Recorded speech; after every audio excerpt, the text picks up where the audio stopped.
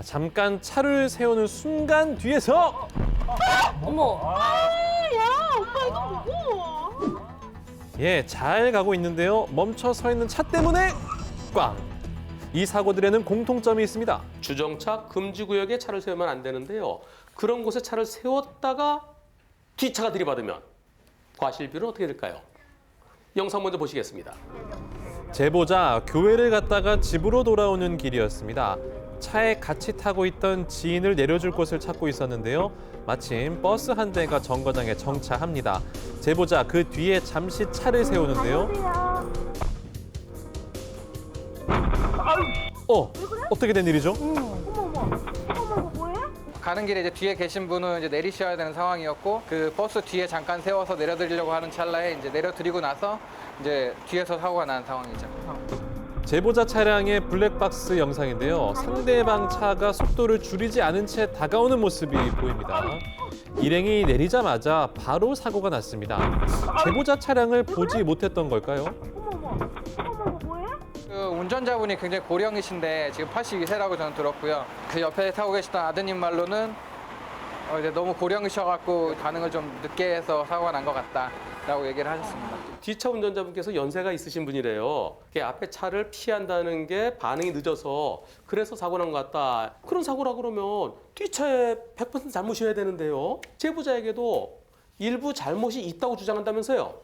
이제 보험사에서는 주정차 금지 구역이기 때문에 10% 20% 정도 나올 거다라고 얘기를 하셨었는데 예, 다시 영상을 보겠습니다. 자세히 보면 이곳은 주정차 금지 구역입니다. 보이시죠?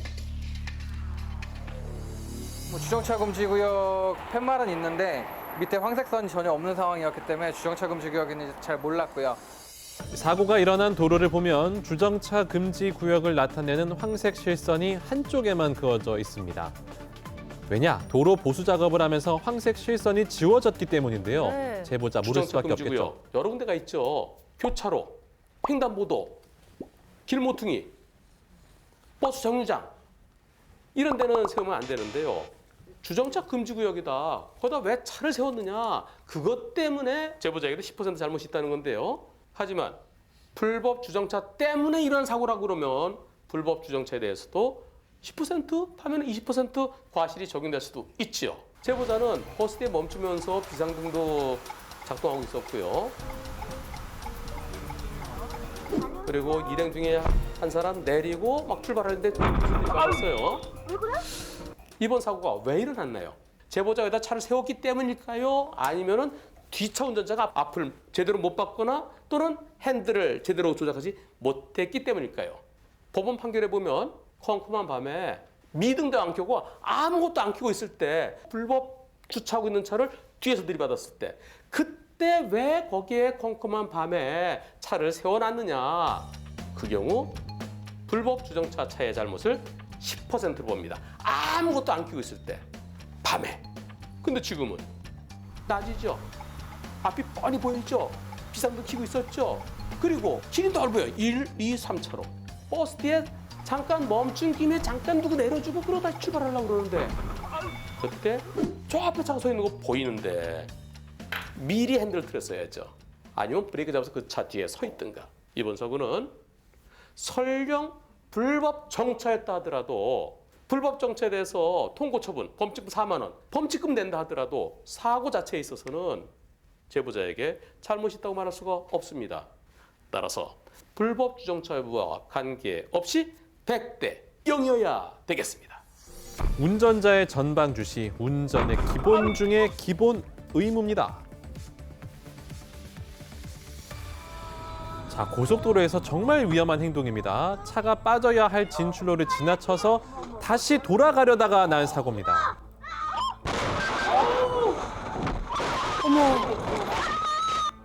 큰 사고로 이어질 가능성이 매우 높습니다. 이와 비슷한 사고인데요. 고속도로 달리다가 언젠가는 나가야 되죠. 진출로 미리 바깥차를 타야 되는데요. 1차로 쭉 가다 여기다! 사고 날 가능성이 매우 높죠. 영상 보시겠습니다. 제보자는 회사 워크숍을 마치고 집으로 가던 길에 사고가 났습니다. 앞에서 주행 중이던 상대차가 갑자기 차선 변경을 한 건데요. 1차선에서 핸들을 꺾어서 4차선으로 가려고 했던 겁니다. 눈 깜짝할 새에 사고가 났습니다. 그때 갈비뼈 2개 골절이었고요. 6주 진단이 나왔고 사고 직후 제보자는 병원으로 이송됐고요. 차량은 결국 폐차됐습니다. 제보자 잘 달리고 있을 때요. 앞차가 약간 이때 저 차가 들어올 거 예상 못했나요? 예, 예측은 하지 못했고요. 깜빡이도 켜지 않은 상태였고 급하게 핸들을 틀고 들어온 상황이어서 제가 대처할 수 있는 시간이 부족해서 먼저 브레이크를 밟지를 못하고 그런 상황이었습니다. 자, 상대 운전자 깜빡이도 켜지 않고요. 갑자기 차선 변경을 시도합니다. 뒤늦게 발견한 진출로를 이용하기 위해서 무리한 시도를 한 겁니다.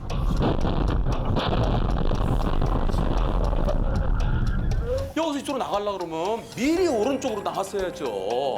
여기서 대각선으로 나오면서 각도가 안 맞아요. 각도. 여기 못 나가요. 어차피 여기 플라스틱 저 분리봉 때문에 더 이상 나갈 수가 없는 상황이에요. 거의 멈추다시피 하고 있는데요.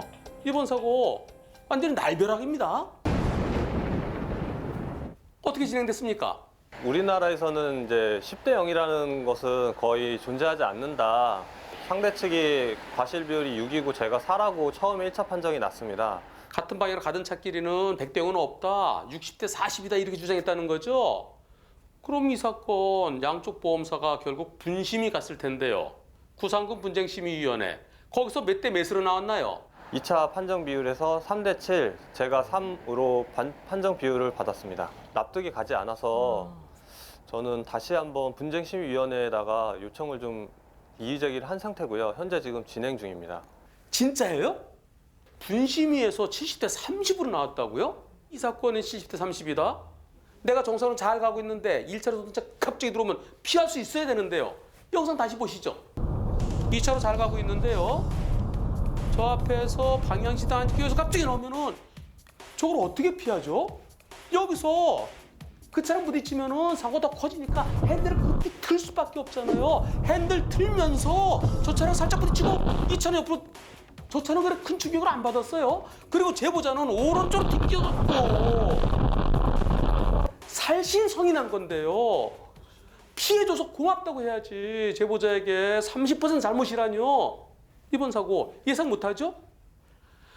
깜빡이를 켜야죠. 깜빡이 켜고 오른쪽 보고 그리고 도저히 못 나게 생겼으면 다음에서 돌아와야죠. 다음 진출로 나갔다 돌아와야죠. 한 바퀴 돌아오는데 얼마나 더 걸릴까요? 한 20분? 20분 먼저 가려다가 20년 먼저 갈 수 있습니다. 이번 사고 그 어떤 운전자라도 도저히 피할 수 없었던 사고입니다. 당연히 100대 0이어야 되겠습니다. 고속도로 진출로 깜빡했을 땐 안전하게 다음 진출로를 이용하시기 바랍니다.